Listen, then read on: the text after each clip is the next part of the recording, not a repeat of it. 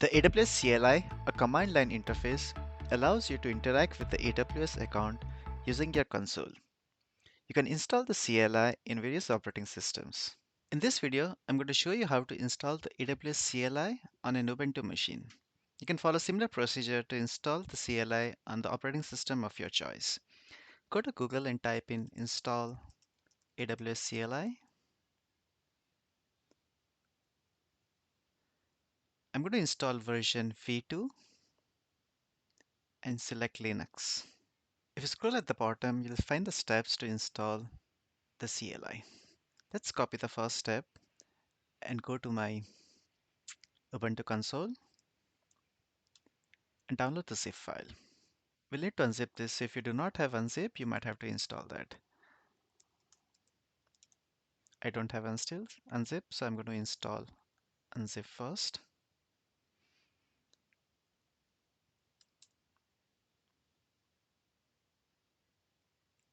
And then unzip my directory.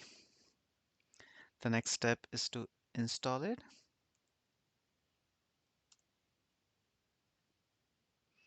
And that's it.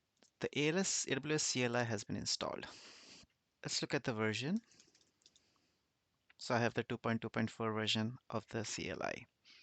Now, in order to access the AWS account using this CLI, we need to create a user that has access to the AWS account. So go to the console, click on IAM, and create a new user. I'm going to call it Study Trails. I only want to give this user programmatic access to the account and not via the console. So only select programmatic access. Now you can restrict the user to have only a restricted set of permissions, but for now I'm going to give admin access to this user.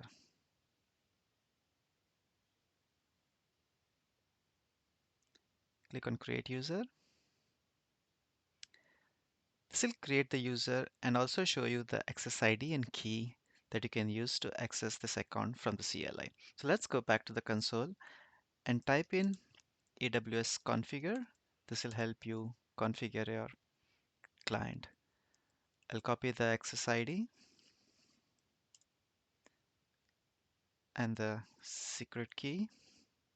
The default region I need is Southeast 2, which is the Sydney region.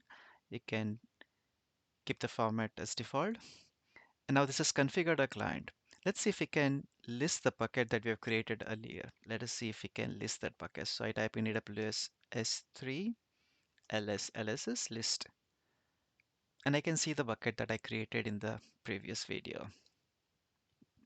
Now, if you ever want to change the credentials, you can type in AWS configure and go through the process again, or you can go to your home directory and it has a directory called .aws. In there, you should be able to see two files, config and credentials. The config file has the configuration and the credentials file has the credentials.